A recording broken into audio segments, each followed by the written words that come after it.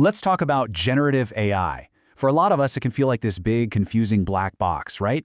Well, today, we're going to change that. We're going to turn it from a mystery into a research partner you can actually rely on.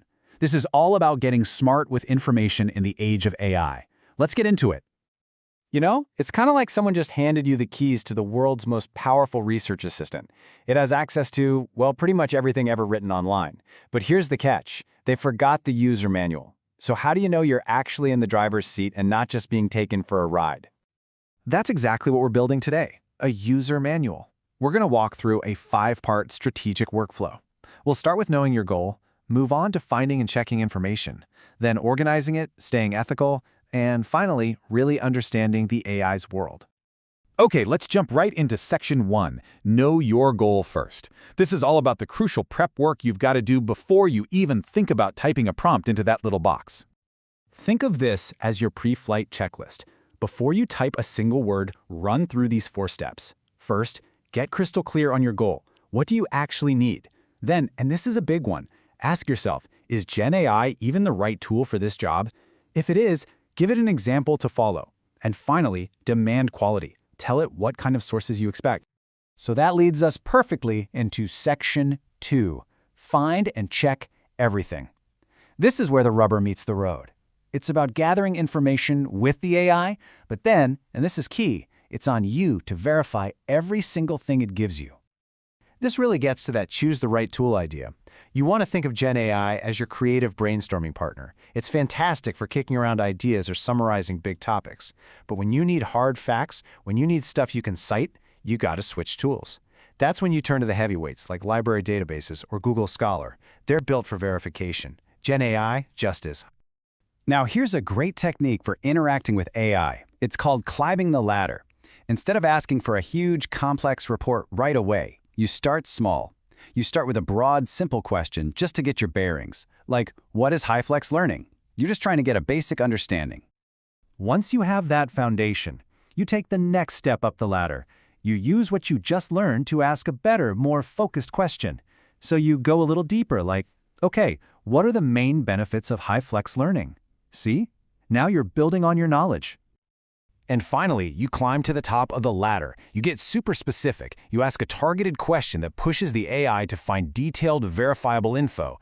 A prompt like this, asking about recent studies, is way more likely to give you sources that you can actually go and check for yourself. Now, this checklist right here, this is absolutely non-negotiable. The moment the AI spits out an answer, that is not the end of your work. That's when your real work begins. You have to ask for citation links. You have to double-check its claims. You have to judge the source quality, check if it's recent, and always, always be on the lookout for bias. This is you taking back control. Okay, on to Section 3, Organize and Use Information.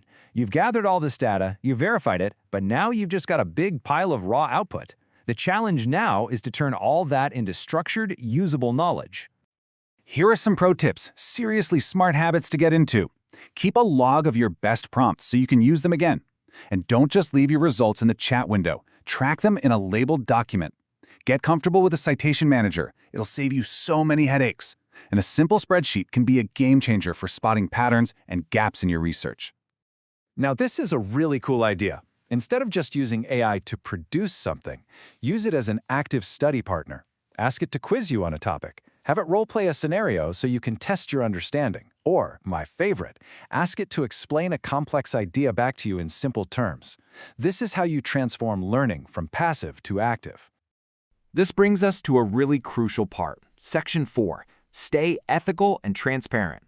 This is all about putting up the guardrails, making sure you're using this powerful tool with integrity and that you're not losing your own voice in the process.